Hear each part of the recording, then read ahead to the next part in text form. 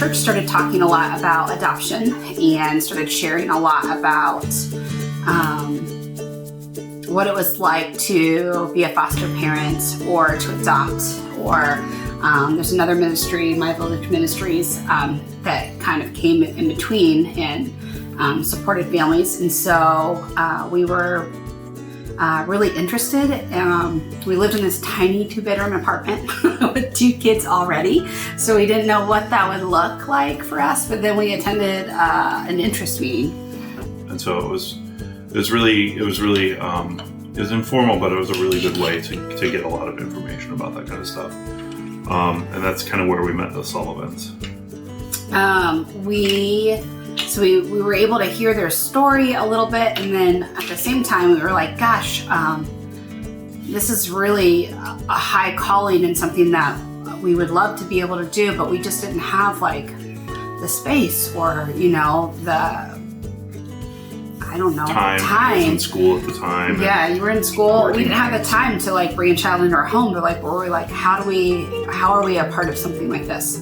So I filled out an interest card that said that I would be willing to be a team leader. And so I was put on a team, a care team, and I had like 4 or 5 other people that were underneath me. And we were told, come alongside the Sullivans and see how you can love them best.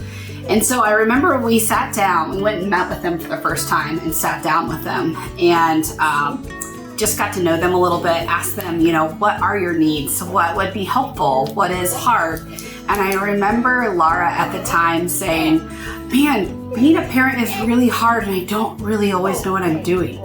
And I was like, oh yeah, I don't either. I don't think anybody does. Shocker.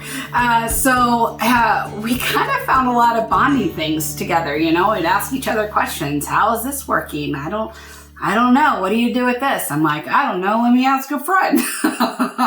But we were able to kind of find out what their needs were to love them best so that they were able to walk through this well.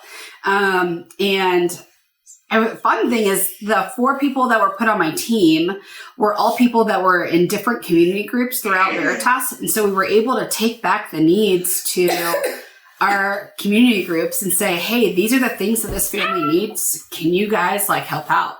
It's actually pretty awesome. So some of the things that they needed meals. The child that they had at the time had lots of different therapies. And so there was lots of different appointments throughout the week that they had to go to. So making dinner wasn't always, something that could be easily done. Grocery shopping. One of the girls would grocery shop for them and drop all the groceries off. They needed clothes at one time. We found clothes. One of the girls organized in her community group. There was another mom there that had a boy with around the same age, and so they were able to donate clothes and shoes and stuff like that. She at times needed a mother's helper, someone to come and just sit with her and fold laundry and just not mom alone. So it was really cool to be able to go back to our community groups and involve them. And we just kind of I don't even know. We were able to sit down and just be their friend. I think about our time together, and it's kind of well, what did we do? I don't know that we did anything other than we became their friend and were able to walk through this with them. And care for them well, just as they would care for us well. It wasn't any different from that. So that was something that was really cool that honestly I was just blessed to be a part of. A lot of times it doesn't take a lot, I remember we would set up play dates where we could all just kind of hang out, and really just kind of being involved, being present, is a lot of what community is about. It's not, you don't have to sign up for massive amounts of time commitments or anything like that. I think of Laura saying that one of the desperate needs she had was that she just didn't have 5 minutes or 10 minutes to fold her laundry. And we're like, we can help. We can either fold your laundry for you, or we can send someone over to watch your kid. And you can get like 5 minutes to fold your laundry. And that was just so helpful. And I think another thing that we kind of don't think about in terms of like lifting up our community is, we talk about like a lot of these practical things, which are really important, but like prayer, praying for these families that are taking kids in and trying to provide a safe home for them. It takes a lot of prayer. It takes a lot of support in ways that aren't necessarily like, I don't know, commodities or anything.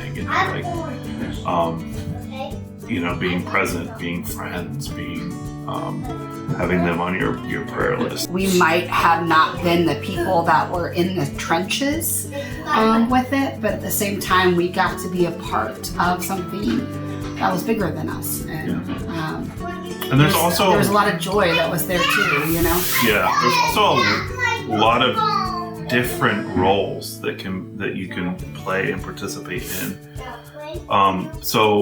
You think of like the impact on the child. The greatest impact is probably the family who's taking them in and caring for them. But like, that's not the only. That's huge, but it's not the only thing. Like, if your gifting is like organization, there's a place for that. Like team lead in a care team. You're not necessarily making the meal, but you're finding people who can do it. And you're organizing their time and setting calendars and that kind of stuff, and that's like in these roles that's essential,